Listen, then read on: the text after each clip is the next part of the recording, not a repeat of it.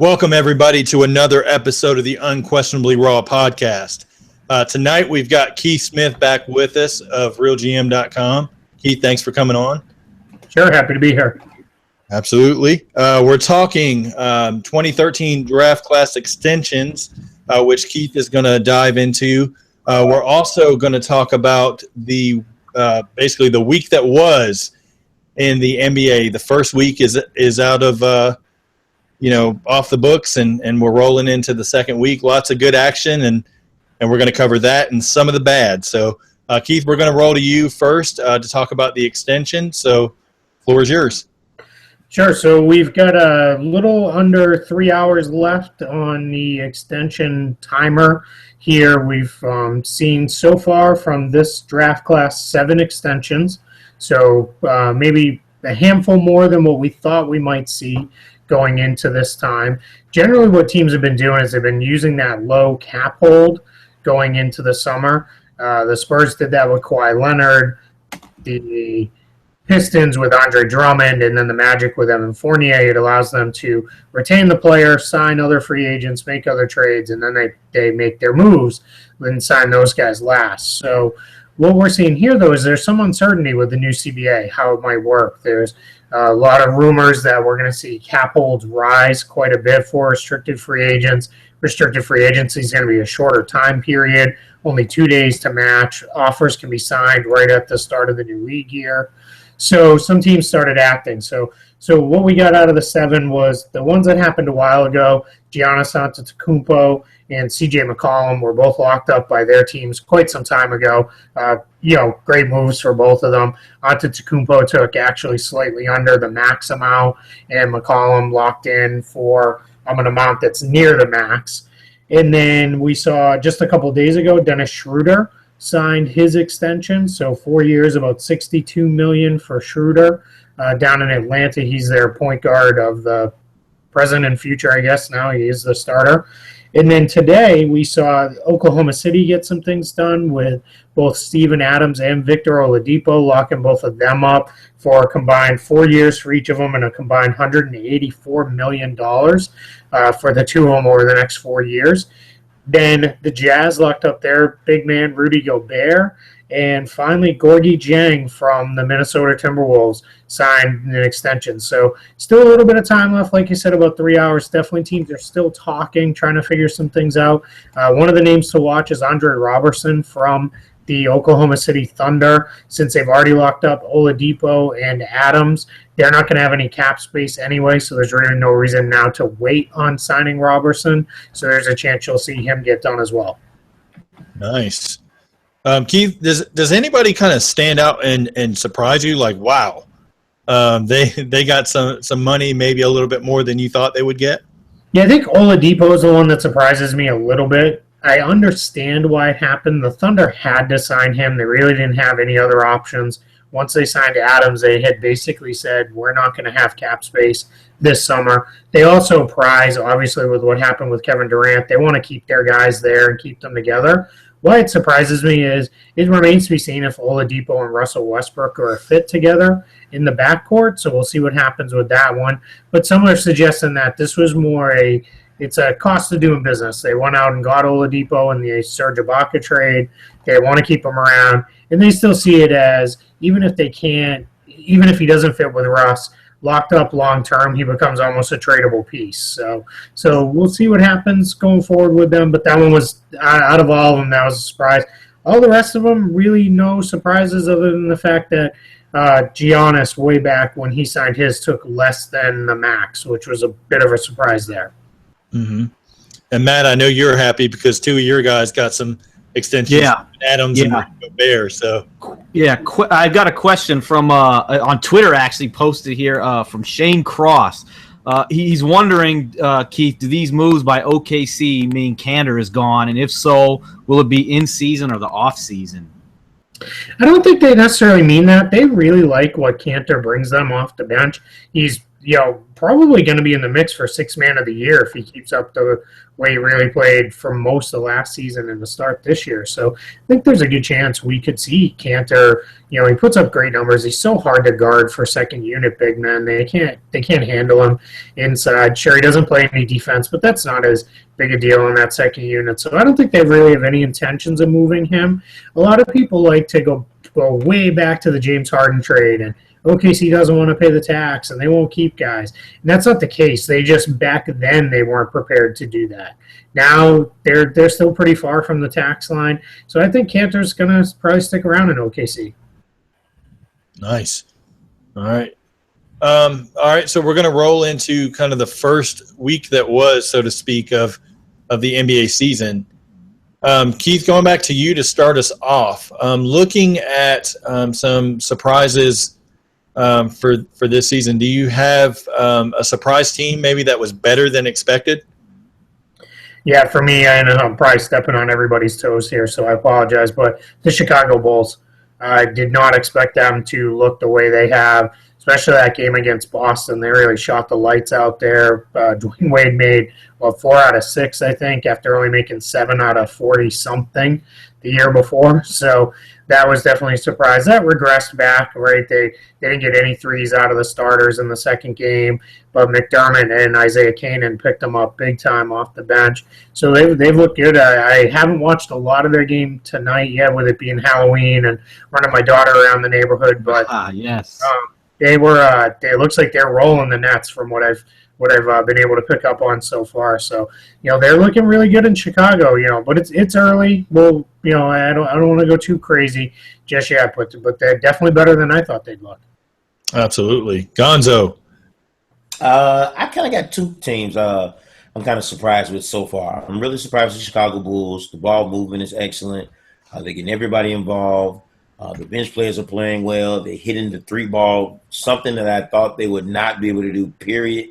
Really excited about that. The emergence of Taj Gibson, man. Taj Gibson looks really, really good at power forward. He looks like he could be a 15-10 guy. He really looks really good.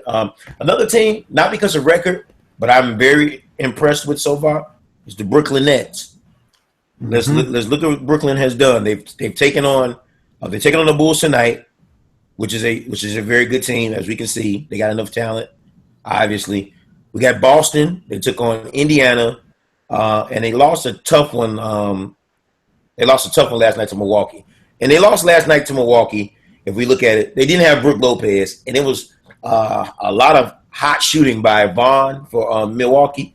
It's kind of the real reason why they kind of lost. I mean, he had a couple of clutch threes, especially that last one, I think, in the corner, which defense was draped all over them, which kind of put them ahead and kind of killed the momentum a little bit. But let's just look at what Brooklyn Nets have done. I think they scored 115 or 17 against Boston. They scored 106 against the Pacers. And then last night, I think they scored, if I'm not mistaken, 102, if I'm not mistaken. It was close to 100. But they've been getting kind of up there in the 100-point mark, and I'm kind of impressed by that. And they did that last night without Brook Lopez. So whatever's going on there, they got something going. They got something working. Only thing I have to say is that I think they just need a few more guys to contribute off the bench. I like Kilpatrick. And one person I really think is kind of like a dent in their whole little operation and what they're trying to run, and I think Atkinson is a really good coach. I want to put that out there too, is Rondé Hollis-Jefferson. I think they have him in the star lineup for defense, but this guy is a liability when it comes to offense. I mean, he does nothing, so. Yep. Can't shoot at all. He can't shoot at all. So No. that kind of takes away. And at times I think and I say, well, what if they put Kilpatrick in? And Kilpatrick is not a bad defender. He's a scrappy guy. He's not a great man-to-man defender, but he can get a few steals here and there. Kind of jump in the passing lanes a little bit. But, man, he's actually really, really good off the bench. I like what Brooklyn is doing. I like the emergence of Jeremy Lin. I like the fact that he's actually playing like a legitimate NBA point guard. He's playing really, really well. And I think his growth over the last 2 years just allowing him to take those bumps and bruises allowed him to develop his game a lot better. I really like Jeremy Lin with Brook Lopez. And one last thing that I had to add, I'm going to go to the next person, don't mean to be too long. You're good. Brook Lopez has to get – I don't see why there's a reason I don't see why there isn't a reason he shouldn't be able to get 9 to 10 rebounds a game. If he can get because he averaged like 25 and 5. If he can get 4 or 5 more rebounds a game, those can be possessions that the team can get more shots on. I think he really needs to up his rebound total. I think that's been his biggest problem in his career. He's a great offensive player, but I just need those rebounds. He's 7 foot tall. He has great footwork. I don't see why there's a reason he can't get 10 rebounds. Mm-hmm. Absolutely. Hey, can I jump in on the Nets real quick? Go ahead, Keith. You know what they remind me of? They remind me of that NCAA tournament team that comes in, they're completely overmatched, but then they just let it fly all game long from 3, because that's what they've been doing in all these games. And I think they're going to be in a lot of games if they can hit those threes. And then now tonight, I just took a quick peek at the box score. They're on 4 for 23, and they're getting blown out. So I think that's going to be, shoot themselves in or shoot themselves out. But that's what it reminds me of in Brooklyn right now. Yeah, they upped. I saw this stat earlier, and I should have copied and pasted it. But they basically went from the bottom of the league in 3-point attempts to the top of the league in 3-point attempts this season. And you can definitely see a noticeable difference with the Nets. I actually, like I said, I have them ahead of my hometown 76ers. I think the Sixers are just too overmatched in a lot of positions right now. But we'll talk about them a little bit later. But, Matt, I want to hear what's your surprise team? My surprise team, and it's going to sound like it shouldn't be a surprise team, but to me it is because I thought maybe it would take a little bit of time, but it's the San Antonio Spurs. Nice. They have really come out and played like they're in midseason form. I mean, Kawhi Leonard has been phenomenal. Outstanding. His off-the-dribble game is so much better. He's attacking the basket. He's been great. And then another team I got to say, and damn it, I picked them as the worst franchise in professional sports, the goddamn Sacramento Kings. They are looking really good. Kudos to Mr. Yorger. He has done an outstanding job with that basketball team. And just say no more, they beat my Minnesota Timberwolves. Yes, I'm calling them my Timberwolves because I picked them to get the conference finals. So I gotta own it. But they came back on those guys down 16, 17 points. That's not what you're used to seeing out of a Sacramento Kings ball club. And Rudy Gay, what more can we say about it? He's been fantastic. Yeah. He's really fitting in and buying into this new system, and they look really good. And Ben McLemore, I mean, where's this guy been? Now he's playing well. The bench is coming in and giving him solid production. Ty Lawson has been pretty good, pushing the pace for him. I think he should start over Collison even when Collison comes back. I think he fits the team better. That's just me. And Collison, throughout his career, has been a better bench player. But I want to touch on the Bulls because I said this tells me one thing watching him this year. It's all Derrick Rose. That guy was a cancer. I'm convinced he's the reason they're playing so well. Gonzo, you can jump in if you want. I think it was Rose. I just don't think he bought in. He did not want to share the ball because it's not Jimmy. Clearly, Jimmy has no problem sharing the ball. And they're fun to watch. They're having a good time out there. They're playing this year. They look like they're the Golden State Warriors, and I mean that like they're all having fun and they enjoy playing together. It's Derrick Rose, we know. Yeah. I've known this for a long time. I think Derrick Rose has kind of held the franchise up. Like if you notice, a lot of the point guards they've all kind of like all the good point guards, they've kind of elevated their games a little bit. Like Russell Westbrook, in the beginning he couldn't hit a mid-range shot. He really couldn't hit the three. He was just a drive to the rack type of guy. Now he's shooting like 43-44% from mid-range. He improved that part of his game. I think he can get better, but he's improved at least his mid-range game. You can just go down the list of the point guards, what they've improved. Derrick Rose still hasn't improved his game. Like I don't see a reliable mid-range shot, a reliable three-point shot. He's still doing jump passes. Like they teach you in basketball 1-on-1. You never leave your feet to pass. Mm-hmm. I mean, that's just common sense. You know that if you're a basketball player, you know you don't have to jump in the air to make passes. I understand on occasions, but almost every pass of his is when he's leaving his feet. It's like bad fundamentals for Derrick Rose. He's not a team player. He's never developed a shot. He does a lot of and I think one of the reasons why he doesn't get a lot of foul calls is because he does like transformer layups every time he goes. He's still relying on his athleticism.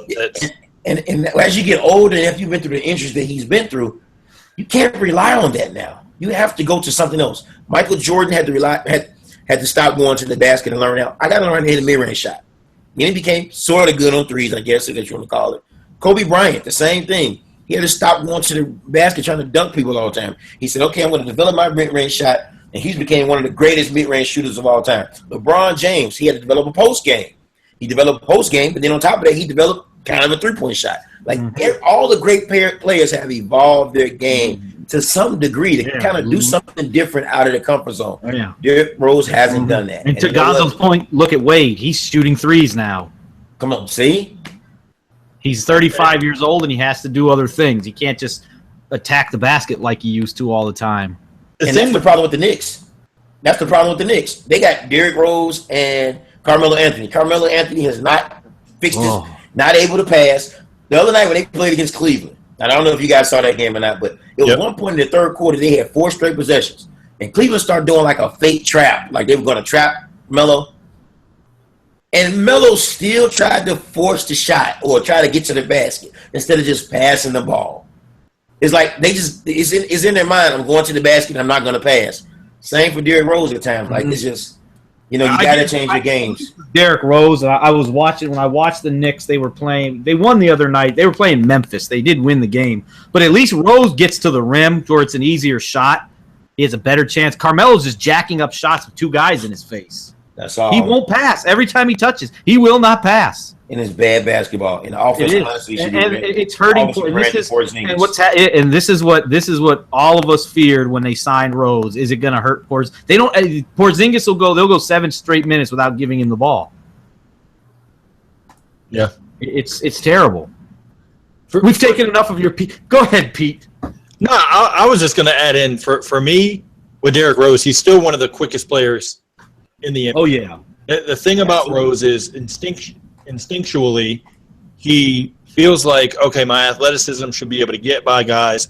I'll be able to finish at the rim. And you see glimpses of that where it's like, okay, Derrick Rose can do it. And then other times he'll come down. He just doesn't make the right read. It's like, why are you trying to force something that's not there?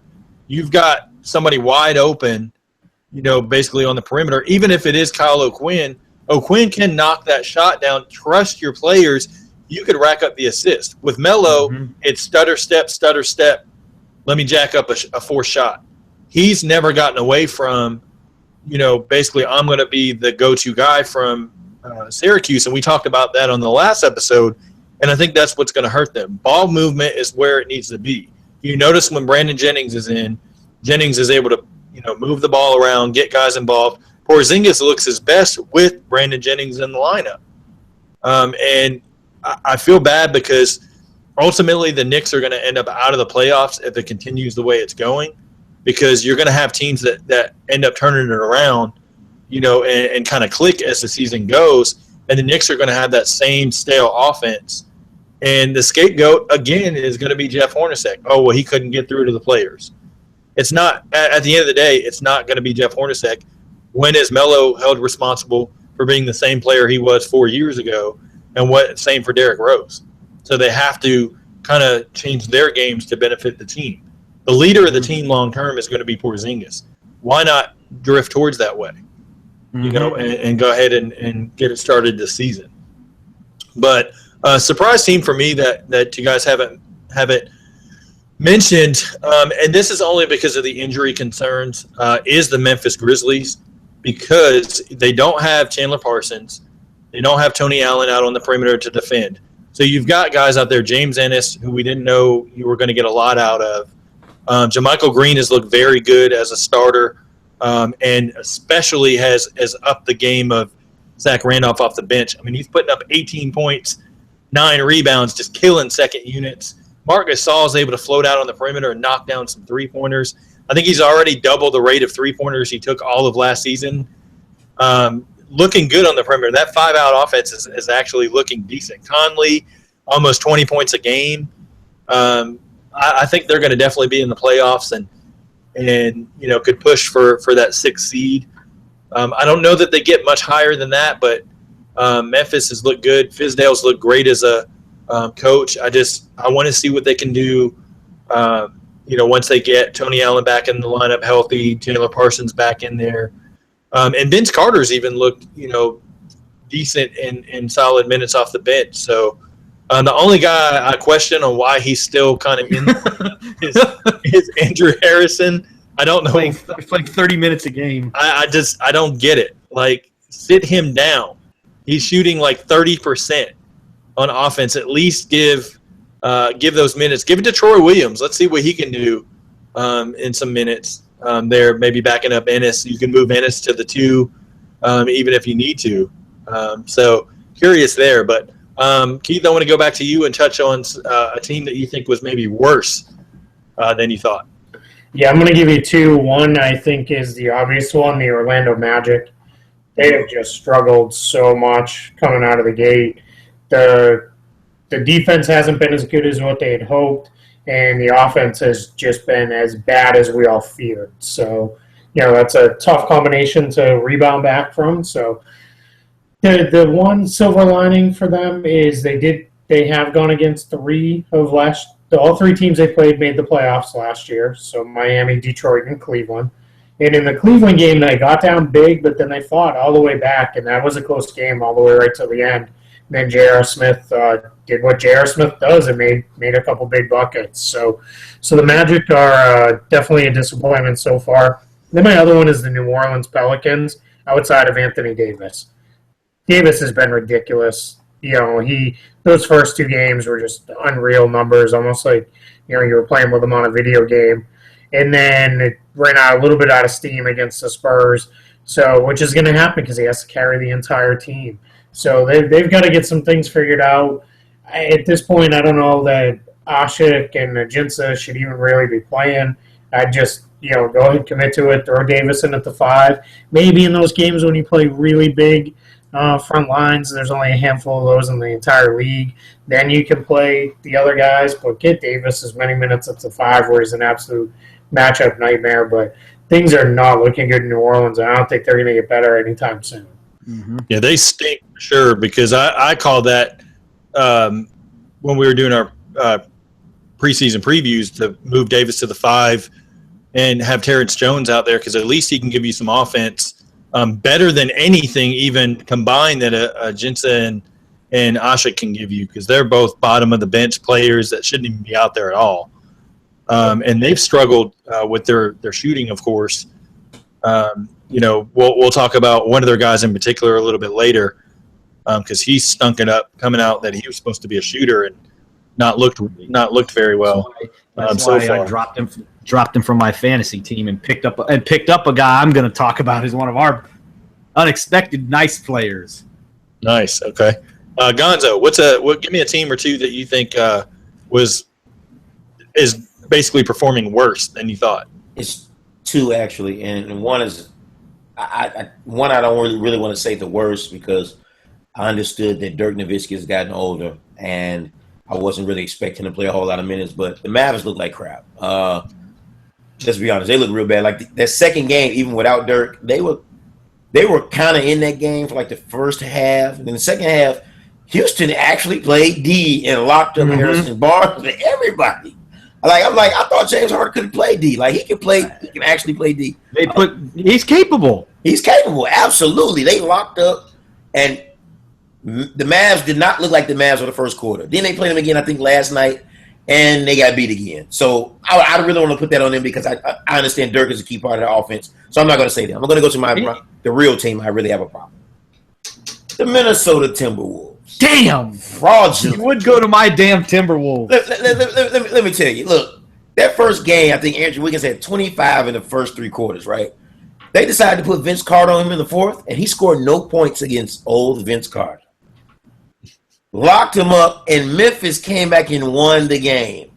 Like, seriously, that's a team that you should really be beating Memphis just by athleticism alone. With Karl Anthony Towns, Wiggins, you got Dunn, who came and scored 8 points in his first game, which had a decent first game. You got Rubio, you got a Gorgie Dame, you got defensive guys. I mean, and you went out there and you were beating these guys for the first 3 quarters, and you let them come back in the 4th quarter and lock you guys up with all that youth, with all that skill, and you lose the game to a bunch of old guys. And it just goes to show you, everybody talks about athleticism. Let me tell you something. You gotta be fundamentally sound because fundamentals sometimes can beat talent even in his old age. Tim Duncan proved it, and it just goes to show you. Vince Carter locked up Andrew Wiggins. I'm disappointed so far in Minnesota in the way they played. Okay. Matt, give me a team Well, or two. I'm gonna go with a team. I wouldn't say it's unexpected because for the longest time, until recently, I said they were going to be a 58-win team, and that's the Golden State Warriors. And the reason I say and then during the preseason, they're like, oh, it's not going to take much time. It's going to take time. They look just like Miami did when they first got together. I don't see any differences. They just don't really they don't know where each other's spots are, and that should be expected. I mean, they've got like 6 new rotation players. They're playing a rookie McCaw, even though he's going to be out a little bit with the ankle injury. But and even Ian Clark, he wasn't a rotation guy last year. So you're going to all these new guys, and the defense is just awful. Kerr's just going to have to. You got to go with McGee. Give the guy a shot. See what he can do. See if he can be Denver Nuggets McGee. Alter some shots at the rim. Catch alley-oops. And they can do some of the stuff on offense that they did with Bogut, where Bogut would screen roll, they'd throw the lob to him. You can do that with McGee. You cannot do that with Pachulia. I don't think Pachulia gets 2 inches off the ground. But No. they defensively they've got to do a better job guarding the basketball because it's just even last. And you saw the game yesterday, Pete, didn't you? Did you Yeah. end up watching? It was just a parade to the basket. It was Olay defense. Yep. You want to lay up here, have a layup, and nobody's afraid of Pachulia. If you're having to look at Von Looney to kind of play your Exactly. spot, that's not the greatest thing. Yeah. Now, I think they will figure it out. Just like Miami did. I'm not worried that this is going to be this is not going to be the 12-13 Los Angeles Lakers where it took them 70 games to figure out and then Kobe goes down. But they'll figure it out 30 games in. Yeah. If they're, I don't think they'll be 11-10 like the Heat were. I don't think they'll be quite that bad, but I wouldn't be surprised if they're 18-12 through 30 games. It's going to take some time. Yeah. They have a lot of work to do. And what other bad team has been kind of and maybe the Boston Celtics. I thought they would come out, or not the Pacers. That's the team. Yeah, okay. The Pacers have been just, against the Bulls. They, other than Miles Turner and Paul George, it's like they're getting nothing from anybody. The bench, nothing. They're just not that good. Well, with Nate McMillan, And their defense is atrocious, like I thought it would be. That defense sucks. well, the thing is McMillan's not playing the bench hardly at all because the Pacers were going to be one of the teams I have on my list. They're giving up 114 points a game. And you look at guys like Al Jefferson's not getting many minutes. He's scoring and putting up points in those minutes, but he's getting like 12 minutes, to come off the bench. Rodney Stuckey is basically their leader off the bench. That's not going to do it. Now, he went down with an injury the other night, so I don't know how long he's going to be out. But Jeff Teague is stinking it up, only averaging 8 points a game. The flow of that offense is just it's gross.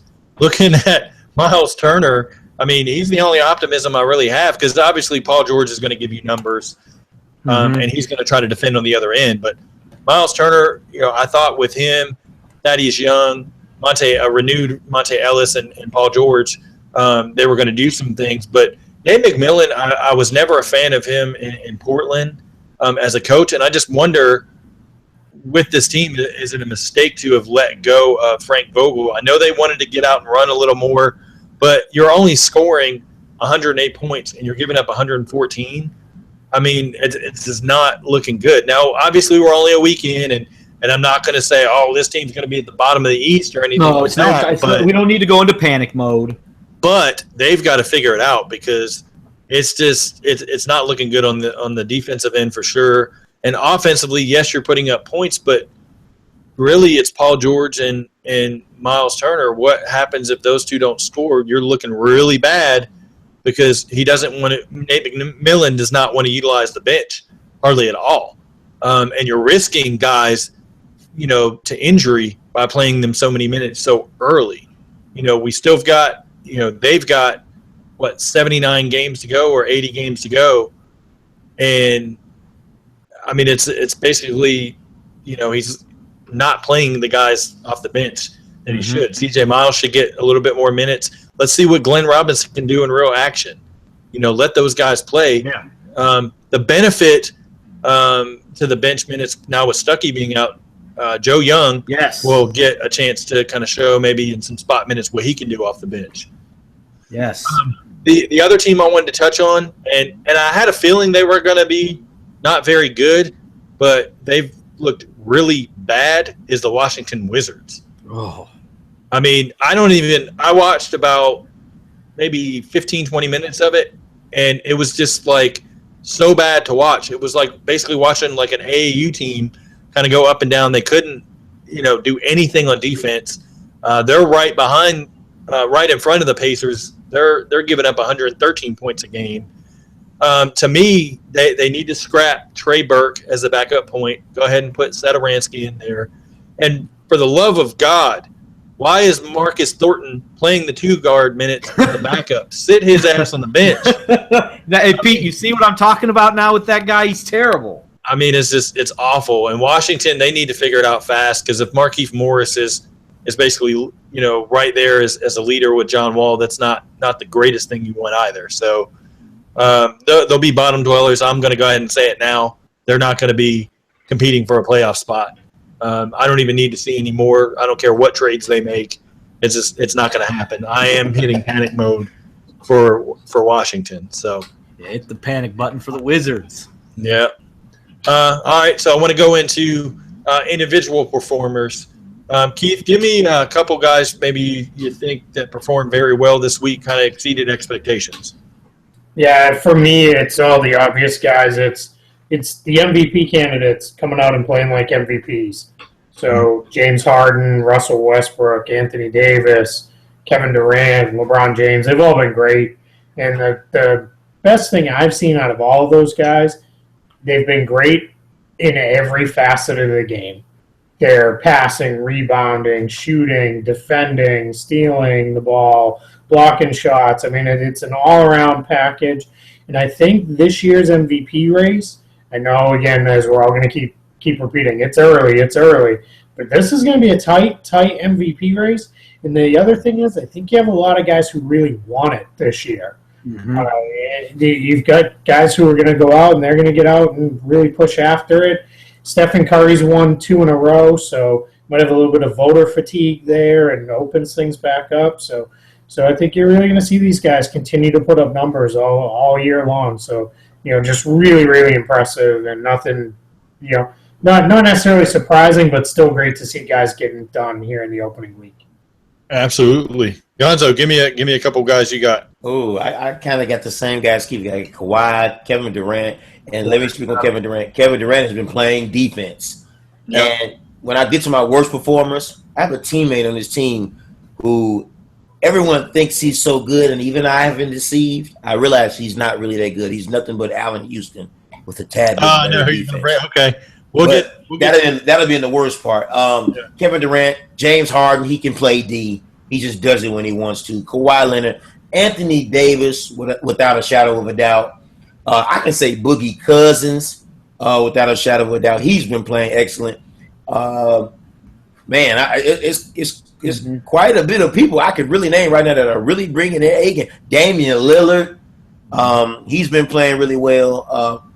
Blake Griffin has been playing pretty good. So it's a lot of guys I really can say that are really stepping their games up, on the defensive end and offensively.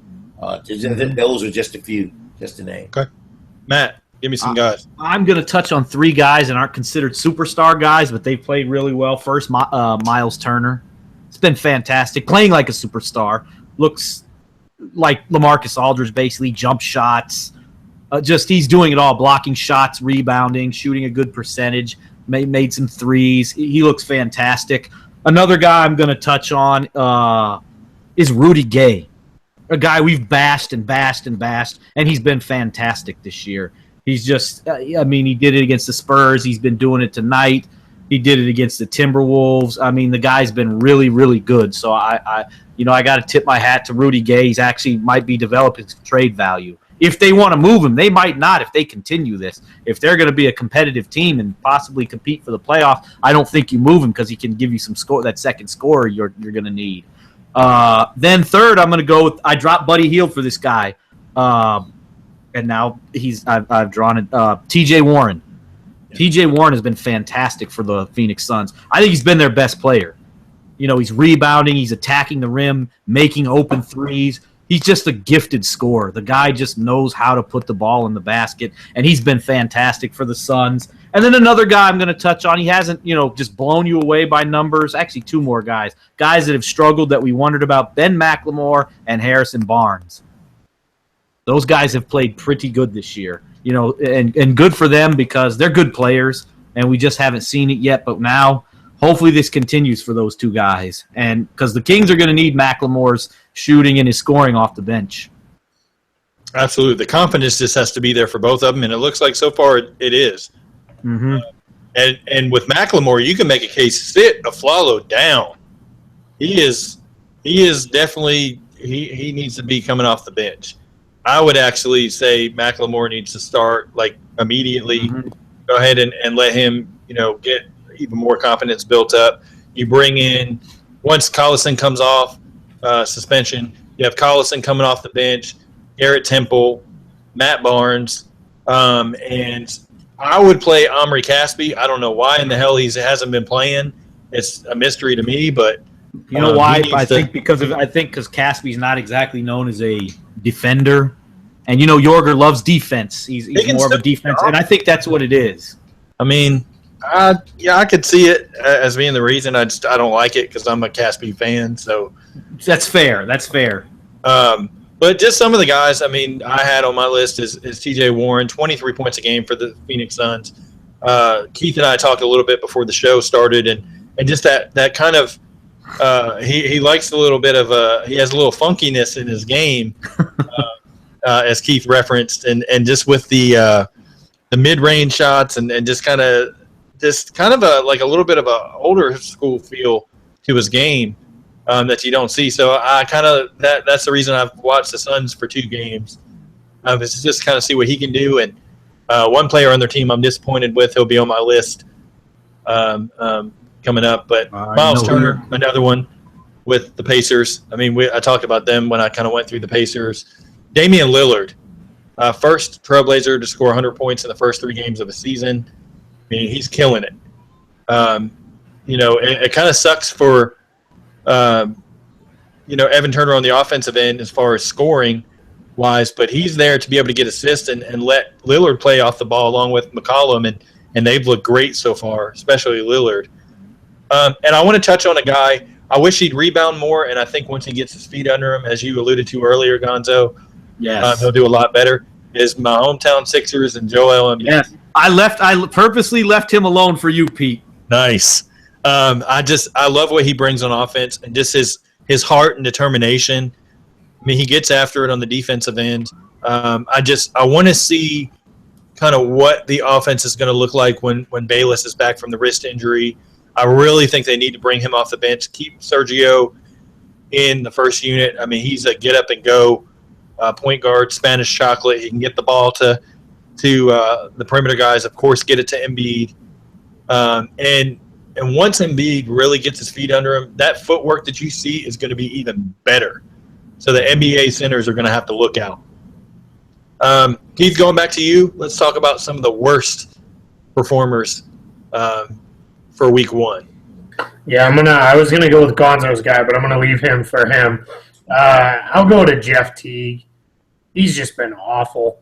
He can't do anything on it. He's the Jeff Teague that we've come to know the last 3 or 4 years.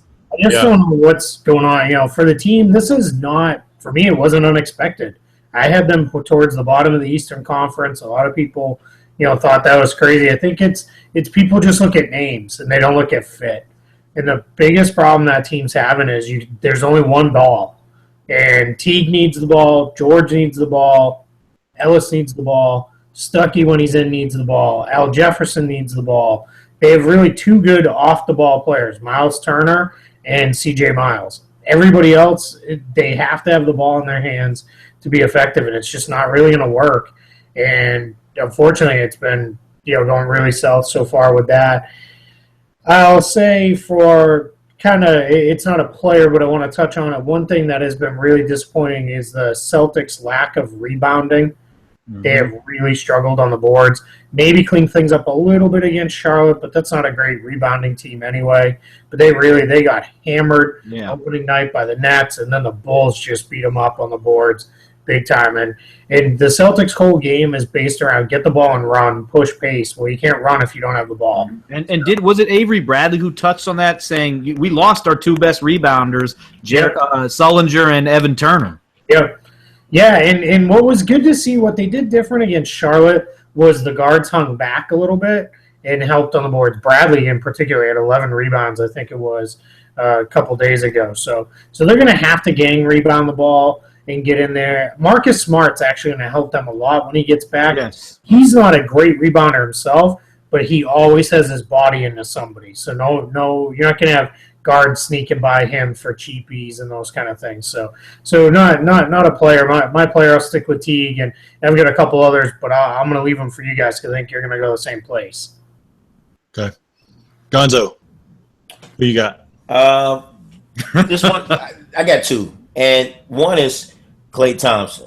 I knew you were Klay Thompson is, and like Keith said, Keith's very honest, and I'm a victim of this. You see a team on paper, and we already call them the champs or playoff contenders just by the names on the roster, and we're not really paying attention to the fits. And that's true. I'm a victim of that.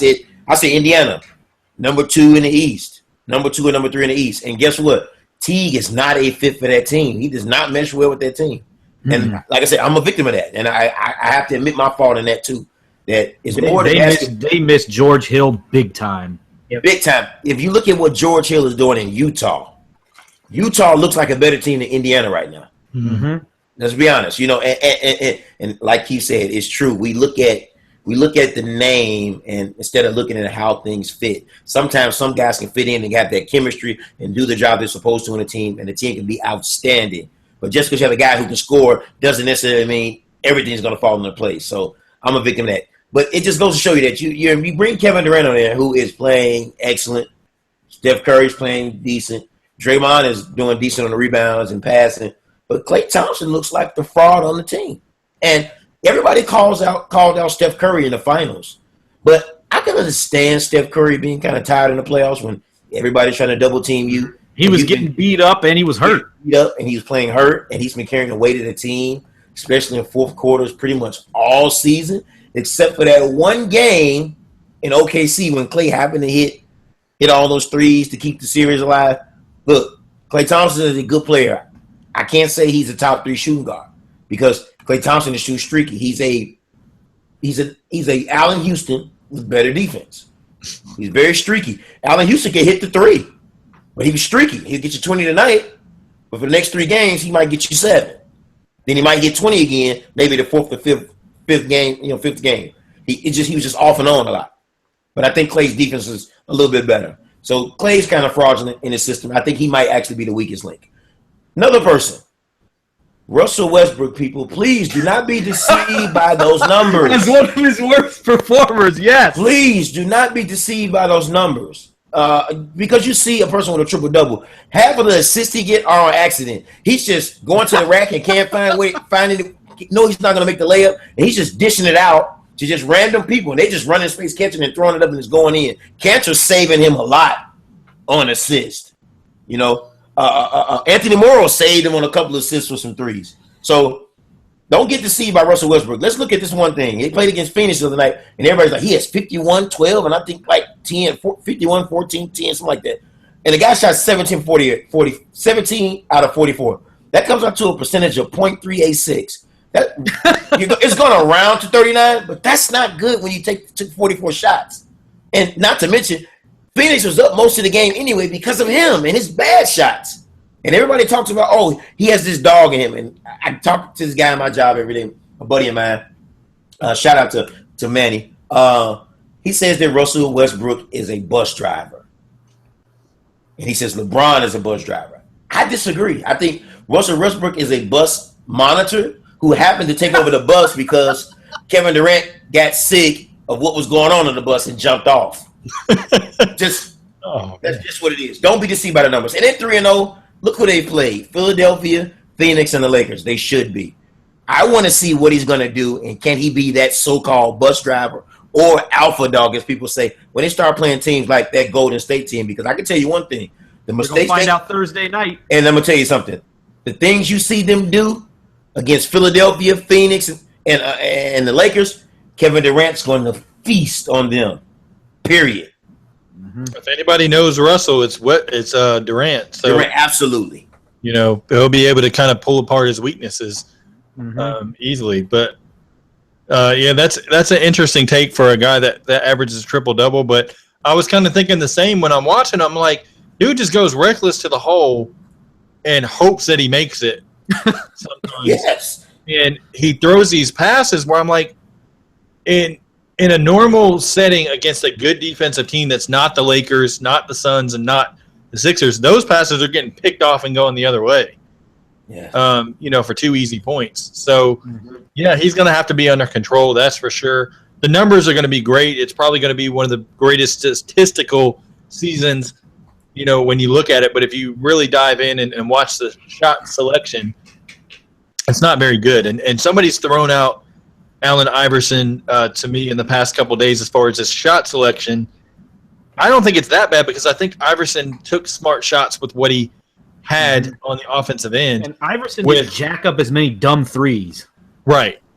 And so it'll be interesting as the season goes on. Yes, we're only one weekend. We're basically 3-4 games in for most of these teams.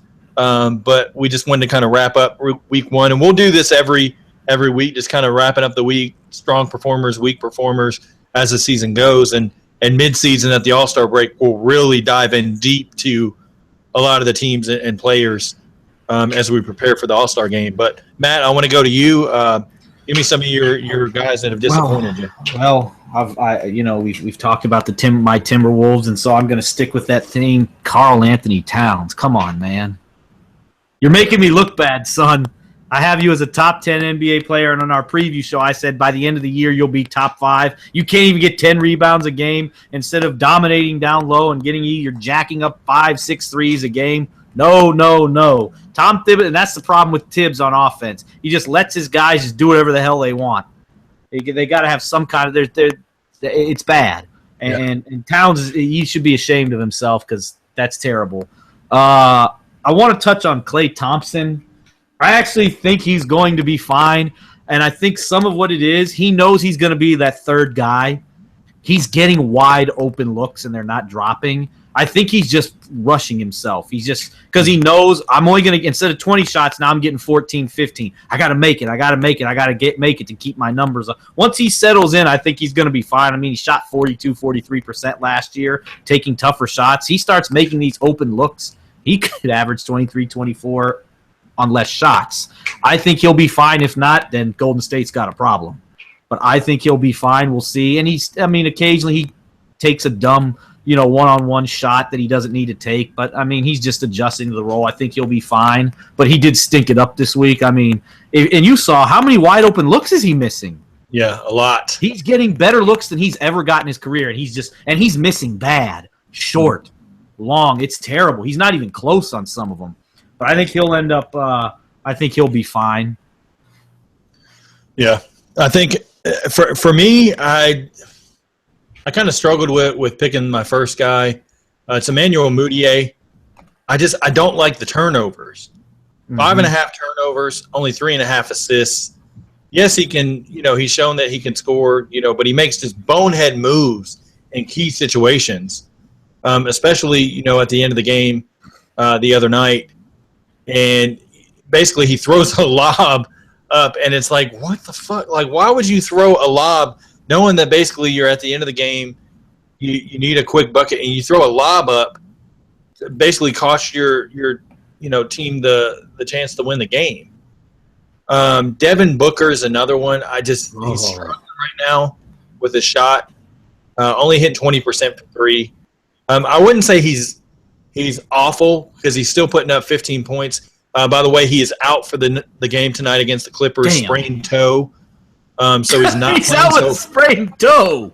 Yeah, so anybody that's happened to be listening to this that has him on their fantasy team, go ahead and pull him off now Gonzo. because he's not going to play.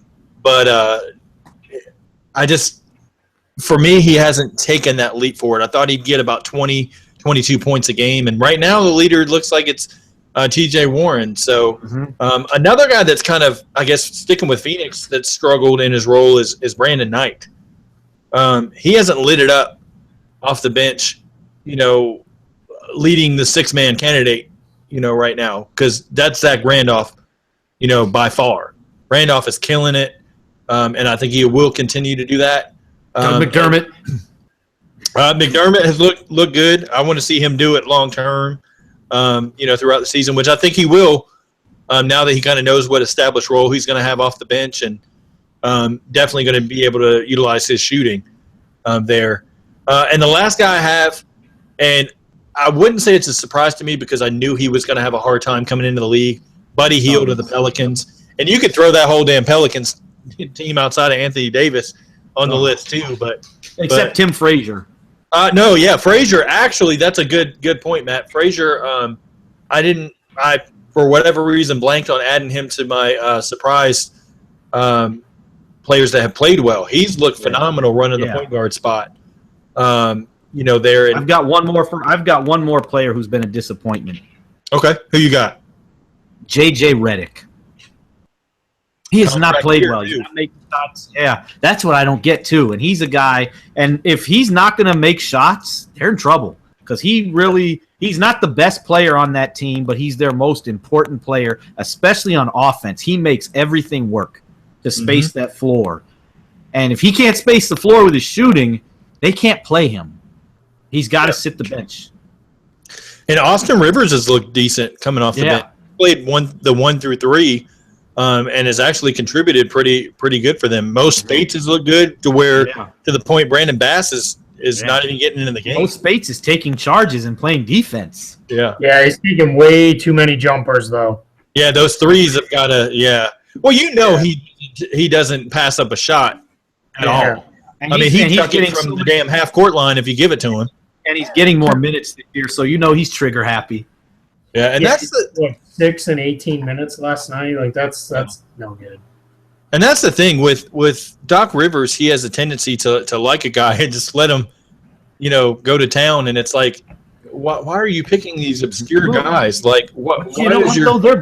Their bench is actually what's won them some games. Yeah, which was their weak spot last year. So maybe the Clippers are turning the corner because their bench is producing. But it's only we're into the season. Couple games for the Clippers. They only played twice. They played tonight. We'll see if it continues. Absolutely.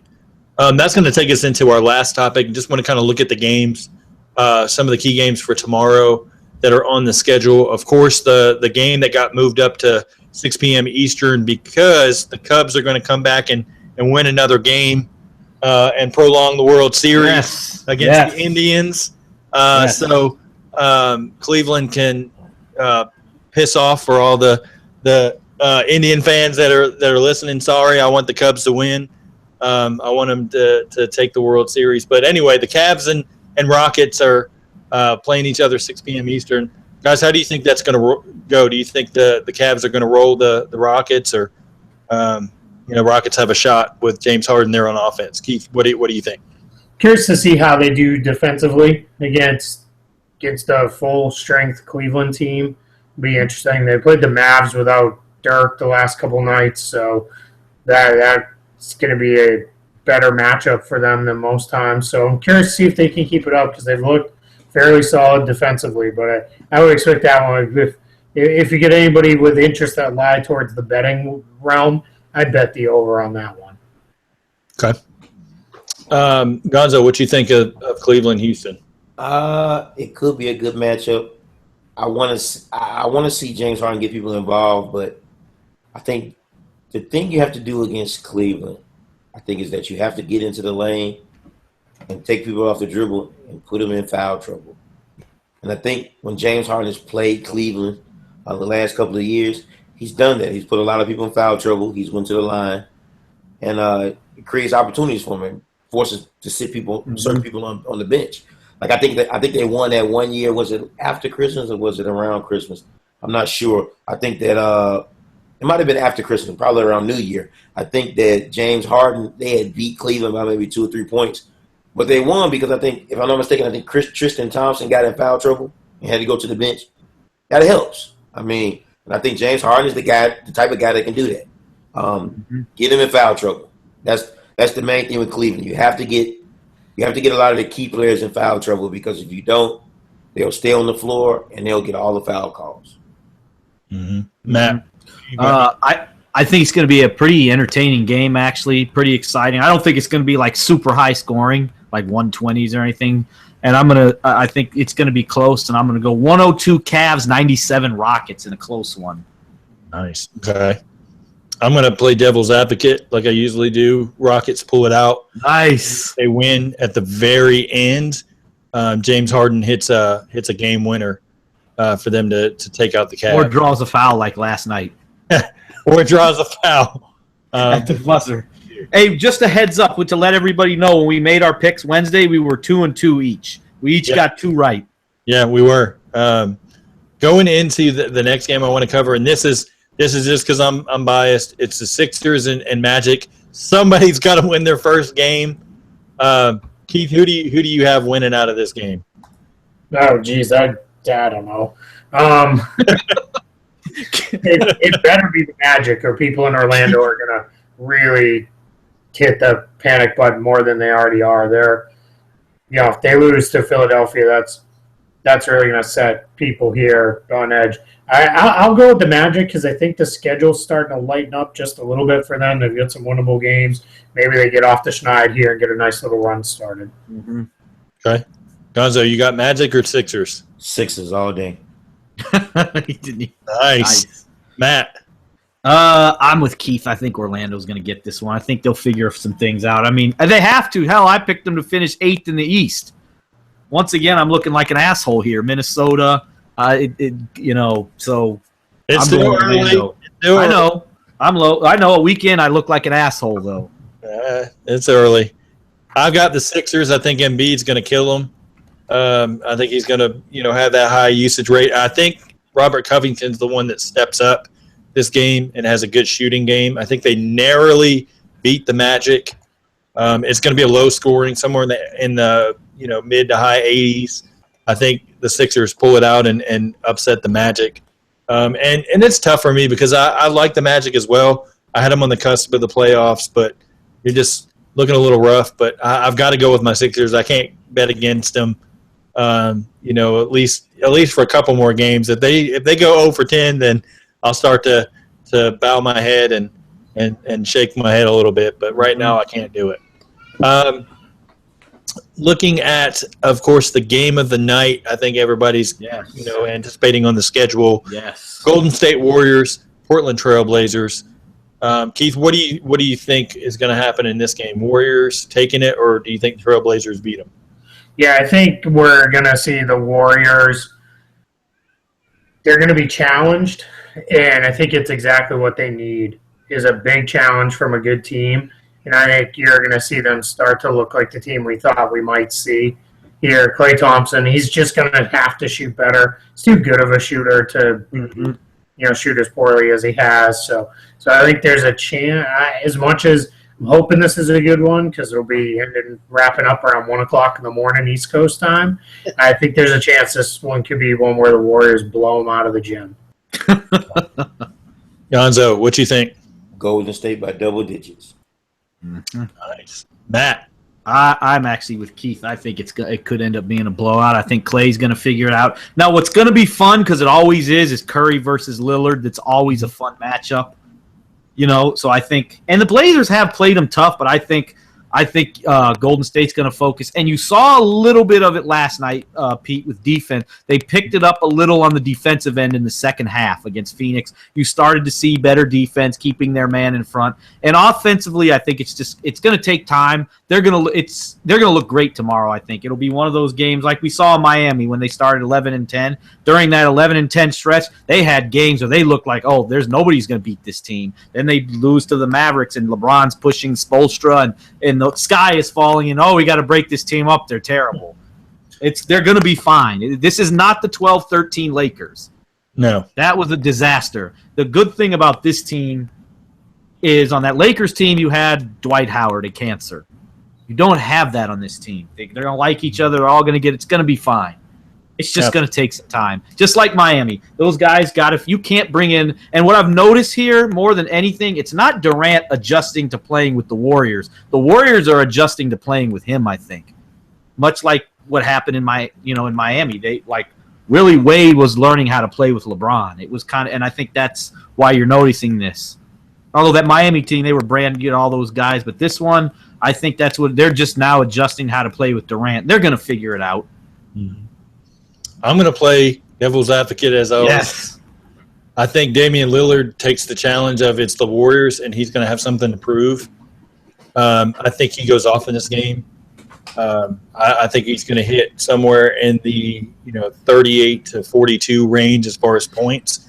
I think McCollum steps in, gets you about 20, 25. And we're going to see a guy that comes off the bench, and Noah Vonleh. I think he's going to be able to give you some solid minutes, and Alan Crabb as well. I think that Alan Crabb will keep him in the game off the bench. I think they shock the Warriors and win by 3. Nice. I'm just going devil's advocate because I want to do something different than everybody else, and somehow hopefully I'm right. But I think Lillard has it this year. He has that killer instinct of he really wants that MVP and is out to prove it. And he's if he can lock in defensively. Yeah, and even Steve Kerr said that he thinks Lillard can win the MVP this year. Yeah, it'll be interesting for Portland because they'll eventually get Evan Turner rolling. They've got Crabb off the bench that's producing, and if they can get anything out of Plumlee up front, that would be a positive for them going throughout the season. Just consistent play from him. They'll definitely hit that 4th seed in the West. Hey, Pete, I know we're touching on tomorrow's games, but let's throw one more game out there Thursday because I know it's going to be one that people are going to want to see, the TNT, the nightcap, Golden State, Oklahoma City. Yeah. It'll definitely be interesting with that because you've got Russ against Steph, and then, of course, the bigger matchup is everybody's going to say, well, what's Durant going to do against Westbrook? Is Westbrook going to be able to so-called prove Durant wrong that he shouldn't have went to Golden State? It'll definitely be interesting there. Keith, let's go ahead and we'll preview that one since we probably won't see you till Sunday. Do you want to give us your prediction of that matchup? Yeah, it's the most probably interesting thing will be the handshake before the game. Russ and KD shake hands. Do they, what's that look like? It's almost back to like when Kobe and Shaq, right? I think it was even Christmas Day, right? Are they going to shake hands? Or what are they going to do? So that'll be interesting to see. And I will say at some point, I think Russ is going to seek him out, and he's going to try to get one on him. And KD's been challenging shots at the rim. He's their shot blocker. So, nothing would, I think make all of us happier than seeing those two meet right at the rim somewhere. But, again, it's in Golden State. I don't think the Thunder have enough for them. I struggle to see how they can guard guard the Warriors, rather. So, the Warriors, I can see it winning away. It might be one of those where Russ has a triple-double and 40 points, and they lose by 15. Okay. Gonzo, what's your expectations for that game? What do you think? Golden State to blow them out by nothing less than 20 points. Anything less than 20 points, that would surprise me. It could be 19. I'd be surprised that Golden State couldn't get 2 more points. OKC's not a good team. They just played two. They played three not so good young teams right now. That's really it. And they were able to build those. Russell Westbrook was able to build those statistics and everything of that nature, but. Don't get it twisted. I'm sticking with my guns. They won't make the playoffs. Nice. Okay. Matt, what you think? I actually think it's going to be a close game.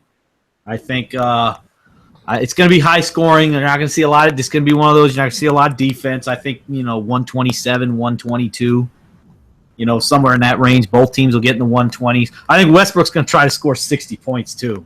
I'm not saying he'll do it, but he's going to try. he's going to be in attack mode from the jump. Yeah. He's not looking to pass. He's trying to get buckets. That's what he normally does. So. It's going to be even worse than normal. It's going to be. He's going Super Saiyan on him. The true test is going to be you've got Golden State against Portland tomorrow night. So that's Tuesday. Basically, they get a rest for Wednesday, but Oklahoma City's got to play the Clippers in the late game on Wednesday. So how much is the surrounding cast of Russell Westbrook going to be able to bring against a rested Warriors team the next night in the late game? I think they'll be fine. Only because I think the adrenaline will kick in because they're playing the Warriors, Thunder. The adrenaline will kick in and they'll be fine. They'll get up for it. I'm going to look for Domantas Sabonis to get dunked on again. I think that's a given. He's definitely going to be dunked on. He'll get pulled out of the game after about 8 minutes, and then we won't see him for a while. So what's the over under on Draymond Green kicking someone in the nuts? I think that's probable. I think that Durant, I'm going to say it now, he outduels Westbrook as far as points go. I think he scores more points than Russ puts up. I think Russ struggles shooting the ball that game because I think he's going to force a lot to try to prove things. I think the Warriors take it by at least 10 or more in that game. So Russell Westbrook's going to take 55 shots to get 46 points. Late breaking news. I'm going to go ahead and throw it out there. Cody Zeller of the Charlotte Hornets has agreed to a 4-year, $56 million extension, according to Woj on the vertical. So interesting there. I guess, they kind of have to go that route because all you really have is Roy Hibbert, who apparently is getting his knee drained quite a bit. Spencer Hawes, who you definitely don't want to have in there. And Kaminsky. And Kaminsky hasn't proven a lot to me yet. And I think that Marvin Williams, eventually the spot will be Cody Zeller's if he plays the 4. Or, he may – I don't know if he's going to end up playing the 5 full-time. But, Keith, you want to share anything on that? Yeah, it's not a surprise. They had been working all day to try to get that one done. So I think it's really fair money, an average annual value of $14 million for Cody Zeller when we saw what some guys got this summer. That's fine. He's a really good offensive big, runs the floor pretty well. He's not totally lost on defense, can do some things. They were actually looking forward to getting him playing with Roy Hibbert and learning some of the verticality and some of those things. So I think it's a great signing for Charlotte. They're trying to build a little continuity down there and keep things together. Nice. Okay. Hey, Pete, I got a stat for you tonight. Moutier, only 2 turnovers, 4 assists. Okay. Are they done? 1 assist, so we'll take it. The Nuggets lost by 3. And, hey, a surprise team, Pete. The Atlanta Hawks, they beat the Kings tonight.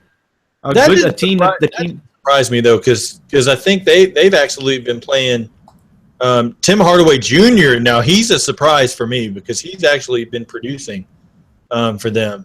It's because he wants a contract. He wants to stay in the NBA. Yeah, but he's looked decent for them. I think, all the development that they kind of threw towards him, throughout his injury last year into the offseason may have worked out. Now, looking at the box score, he didn't play many minutes tonight, but Tabo put up 20 points, so that's kind of a... And Dwight was big, 18, 11, and 4. He's been rebounding the ball well for them. Like the other day, I think he only had 8 points, but he had 19 rebounds. Yeah. Oh, I take that back. Tabo only had 4. He was a plus 20. I'm sorry, not 20 points. But the thing with the Hawks is they're going to have to figure out what they're going to do as far as a big man behind Dwight, because right now you've got the injury to Splitter. Mike Scott's out for 4 weeks. Muscala's playing, decent minutes, but is he going to be able to keep that up? They released Tavares. Yeah, they released Eddie Tavares today. They signed Ryan Kelly, who is one of their last cuts in training camp. And Kelly, we know from his Laker days, can stretch the floor shooting. I don't know how much he plays, but it'll be interesting to see there. But, yeah, the Hawks 3-0. Keith, question for you. Yeah. So if the Hawks, you want some backup help for Dwight, why would you get rid of Tavares to bring in Ryan Kelly? Mike Scott's out for at least a month, and they need someone who can stretch the floor from the power forward spot. So they went with Kelly. Tavares has done nothing. He hasn't developed at all. They were very disappointed with his play in summer league. Not happy with the way he looked in the preseason, and they're content with Mike Muscala behind Dwight Howard. And they really like the fact that Muscala gives them a completely different look. He's an offense-first guy, but he can hold his own defensively. So they're content, but they really wanted to get another shooter in there at the big position, so that's why they went back to Kelly. Yeah, Tavares played against the Sixers, and he didn't do anything, and he could have actually produced in those minutes because they were They beat the – if I remember correctly, I was driving back. I listened on the radio. Yeah, it was like 30. They won by close to 30. I can't remember. Yeah, it was most of the fourth quarter. They both had reserves in. Yeah, it was bad. Yeah, I remember saying my wife was in the car with me, and she's like, "The Sixers are losing that bad to the Hawks," and I said, "Yes, unfortunately." So bright spot for the Sixers, though, Pete Stauskas, 2 out of 3 from the 3-point line. Yeah, I mean, the thing with Stauskas, and Keith and I talked a little bit before the show on him as well, is that inconsistency again. He's settling for the 3. It's almost like he's just, I don't want the ball. I don't want to drive in. He was so successful. He did attack the basket in that game. Well, the part that I didn't catch the second half, I watched the first half. He was attacking the rim. He just wasn't finishing. But he hit 2 of 3 from the 3-point line. And it's funny because I forgot who it was on the Sixers that told him, but he said he remembered. TJ McConnell. He said, I remember watching you at Michigan.